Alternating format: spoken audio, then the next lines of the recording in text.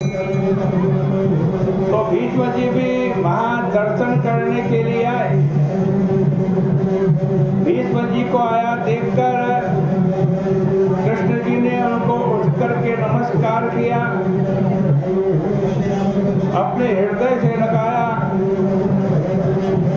अपने आसन पर जब सब बैठ गए तो परस्पर एक दूसरे की कुशल मंगल पूछा।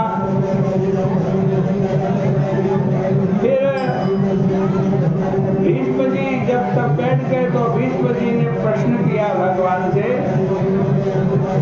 प्रभु यत्रो विलास चलदुल्लभते सृजेयम् सर्वं सृजत्यवतिहन्ति अगाधमाया ब्रह्मादयो यमहि वेदितुमीश्वरानो सोऽयं प्रथातमयतो विधिं करोति। भीष्म जी कह रहे हैं, प्रभु जिनके भ्रकुटी विलास सृष्टि लय होई, जिनके भ्रकुटी विलास से दुनिया बन जाती है, दुनिया का पालन हो जाता है, दुनिया का संहार हो जाता है। ब्रह्मादि देवता भी जिनको जानने में समर्थ नहीं है, वो श्री कृष्ण महाराज कुंती के पुत्र के यहाँ दूत की विधि, कभी दूत बन जाते हैं, कभी रथ चलाने वाले ड्राइवर बन जाते हैं, कभी आज यज्ञ के अंदर झूठी पत्तल उठाने का काम करते हैं। हे भगवान, हमारे चित्त में बड़ा संदेह है। आप समदर्शी हो, सेवा करने को तैयार ऐसे लोगों को छोड़कर आप पांडवों के भाई, कभी मित्र, कभी गुरु, कभी संकट में सहायक होते हो। पांडवों के अंदर क्या कोई वश करने की शक्ति है जो आपको वश में कर रखा? कृपा करके बतलाइए। भगवान श्री कृष्ण ने कहा, हे गांगेय, गांगेय माने गंगा जी के पुत्र, तुम यह मत पूछो, यह गुप्त बात है। हम केवल भक्ति के वशीभूत होते हैं। हमने संसार में एक व्रत रखा है। आज कहते हैं जिसको करने से मनुष्य संसार के बंधन से मुक्त हो जाता है।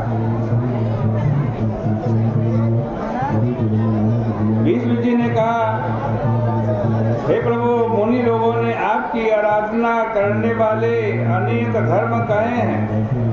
आप जिस धर्म से वशीभूत होते हो उस धर्म को कहो।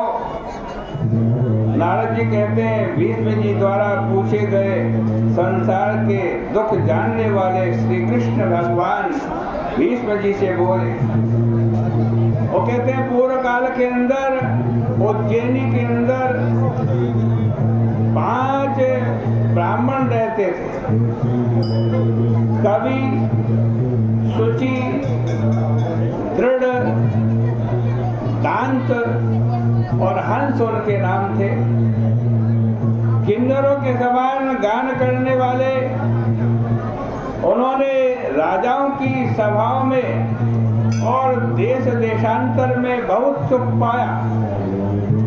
वेद विद्या में प्रवीण, रूपवान, युवा अवस्था को प्राप्त, गंधर्व विद्या में प्रवीण, 5 बड़े मनोहर थे। उन्होंने अनेक राजसभाओं में गान करते घूमते अनेक प्रकार के चरित्र देखे।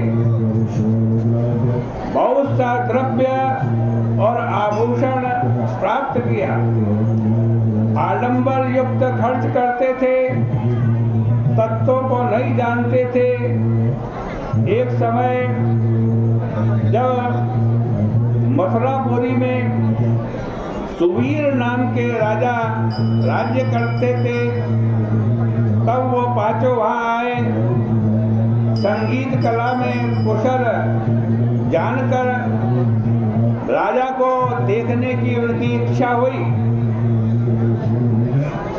अहो अभाग्य लोकस्य न पीतम यमुना जलम गोविंदो गोपिया संग यत्र क्रीडतिकम सहा। संसार का अभाग्य है जो यमुना जी के जल का पान नहीं करते। कंस को मारने वाले श्री कृष्ण भगवान ने जहाँ क्रीड़ा की है, जैसे पारसमणि के स्पर्श से लोहा सोने में बदल जाता है, इसी तरह यमुना जी के स्पर्श से पाप पुण्य में बदल जाता है। पांचों ब्राह्मण यमुना में स्नान किया, उपवास किया, 4 दिन रहे। एक मनुष्य से राजा का चरित्र पूछा।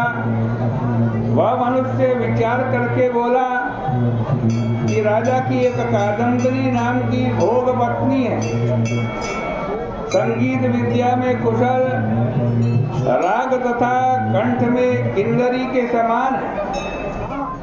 उसकी स्त्री राजा के आगे जब नाचती है तब कोई वहां नहीं जाता। वह ऐसा सुनकर विचार करके राजा को देखने के वास्ते जिस जगह बाजा तथा नृत्य ताल का शब्द हो रहा था वहां गए।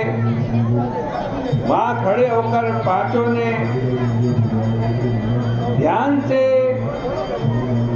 शब्द सुने।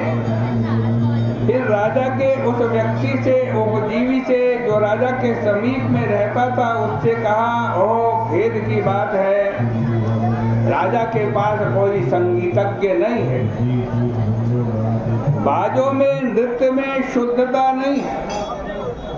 वीणा के तार ढीले पड़े हैं, तार बराबर नहीं है।